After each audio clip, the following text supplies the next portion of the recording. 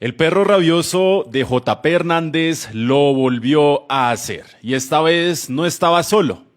Se reunió con Paloma Valencia y los dos en gavilla, de la manera más decadente y deplorable en nuestra política colombiana, utilizaron el espacio del Congreso, nuestros impuestos que les pagamos de salario, no para legislar, sino para hacer campaña política.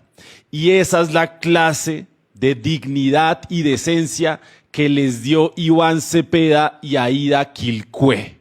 Se les devolvió la jugada, los dejaron expuestos en sus mentiras, en su desinformación y en la traición a los recursos públicos, a la función pública que debería estar encaminada a legislar.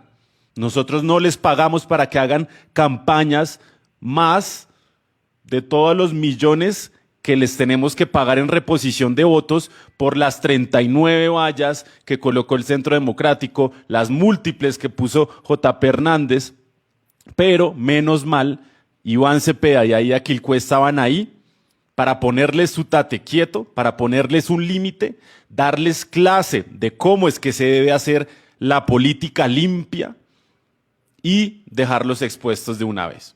Vamos a ver las intervenciones, empezando por el personaje violento que se descontroló nuevamente, como en su momento María José Pizarro le dijo que era un perro rabioso.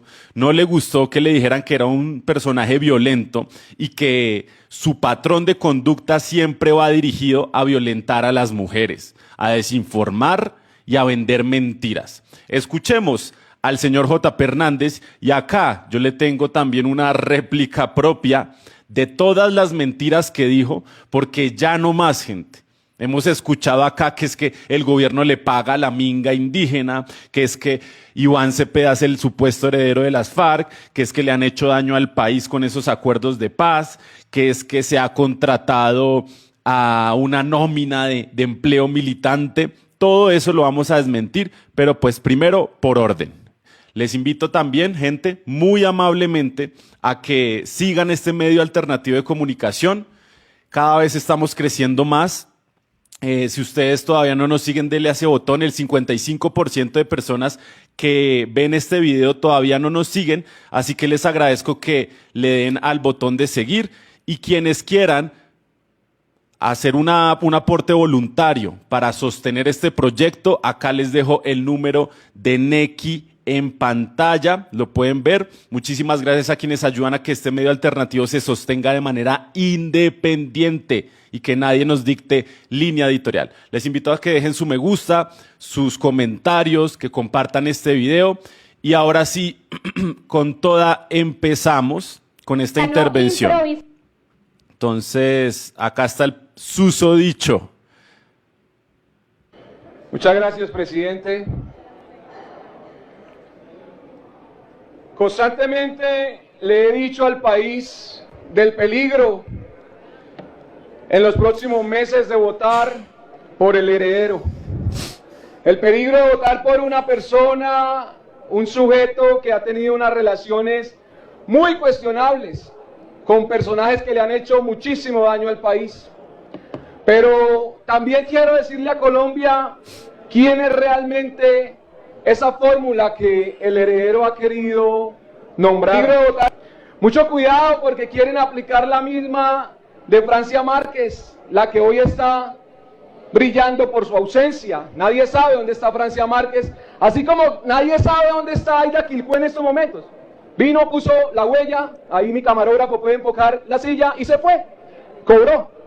Pues yo quiero que el país sepa que no es la primera vez que falla, ¿no? Tiene 32 fallas registradas hasta el momento a plenaria. ¿Qué le pasaría a un colombiano si no va a trabajar 32 veces? Lo echan. Ella sigue facturando. En el 2022 se presentaron 30 casos de reclutamientos de menores de edad. En el 2023, 342. En el 2024, 409. Lo que equivale a un aumento superior al 1.300%. Más grave aún, que esa cifra del 2024, esos 409 niños reclutados, 209, es decir, el 51%, eran niños indígenas. En el Cauca se encontraron, solo en el Cauca, 300 casos de reclutamiento de menores, lo que equivale al 73%. La pregunta es, ¿dónde estaba Aida Quilhué cuando a esos niños indígenas los estaban reclutando? La Contraloría General de la República ha advertido que la desnutrición infantil en comunidades indígenas se triplicó. Y la pregunta es, ¿dónde está Aida Quilhué mientras esos niños estaban muriendo por desnutrición? También genera mucha preocupación los cientos de miles de millones de pesos que ha firmado Gustavo Petro con las comunidades indígenas y, por ejemplo, con la CRIT, esa misma a la que pertenece Aida Quilhué. Yo quiero decirle al país que la CRIT ha firmado 38 contratos por alrededor de 162.000 millones con la CRIT y al menos 7.000 millones han estado destinados a la financiación y capacitación de la famosa Guardia Indígena. Yo puse en conocimiento de las autoridades el convenio interadministrativo 1001 del 2023 por 4.901 millones. ¿Saben qué encontramos ahí? Que le pagaban 80 millones a un asesor espiritual, 70 millones para realizar un juego de mesa, 1.120 millones se los repartieron 14 delegados indígenas. ¿Puede pasar por el otro lado? ¿Por qué no pasa por el otro lado? No, es que lo hace adrede. Bueno, gente, empecemos por lo último antes de poner la impecable, decente intervención de Iván Cepeda. Y empecemos por lo último. El señor, y ya de un tiempo para acá el uribismo, recalcitrante, corrupto, ha venido afirmando que es que el gobierno financia al CRIC y le da miles de millones de pesos. A ver, señor JP, que yo sé que él es muy consciente de que esto no es ninguna irregularidad. El CRIC es la organización que representa a los pueblos indígenas y administra procesos comunitarios, salud, educación, territorio, seguridad, etcétera. Estos contratos sí existen y han existido en el gobierno de Iván Duque, en el gobierno de Juan Manuel Santos, en el gobierno de Álvaro Uribe Vélez. Desde la Constitución del 91, que reconoce la autonomía de los pueblos indígenas. Por eso una guardia indígena, porque esa es la forma que es admirada a nivel internacional en que ellos intentan llevar la seguridad a sus territorios y evitar las atrocidades de las que son víctimas hoy. Los pueblos indígenas hoy son víctimas directas del conflicto armado. Este personaje que vemos ahí no le ha tocado padecer la guerra y el conflicto. Entonces, primero. Segundo, estos no son contratos personales. No es para enriquecimiento personal. Son convenios para ejecutar recursos públicos en territorios indígenas.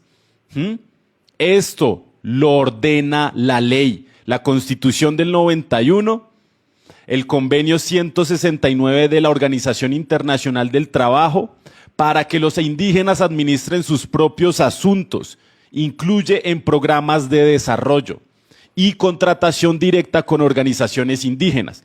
El Estado puede firmar convenios con autoridades indígenas para temas de salud, para que ellos tengan su propio sistema de salud, educación propia, proyectos sociales y territoriales. Acá nos venían con el cuento de que Aida Quilhué no tiene títulos académicos.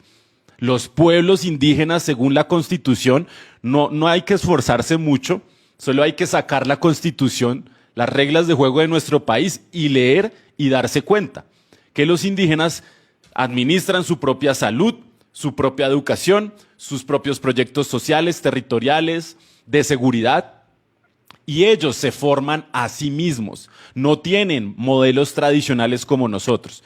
Primera mentira del señor J. Hernández que yo les pido a ustedes el favor enorme de replicar, porque hay mucha gente que todavía cae en estas mentiras. Segundo, el señor decía que eso de reclutamiento tiene una responsabilidad indirecta en cabeza de Aida Quilhué. ¿Dónde estaba Aida Quilhué cuando secuestraron a niños indígenas? Ese, además de ser un argumento mediocre, lleva a la falsa asociación. Entonces yo me pregunto, ¿dónde estaba J. Hernández con el resto de niños reclutados no indígenas cuando ocurrió este suceso? Señor, la responsabilidad es del Estado. de brindar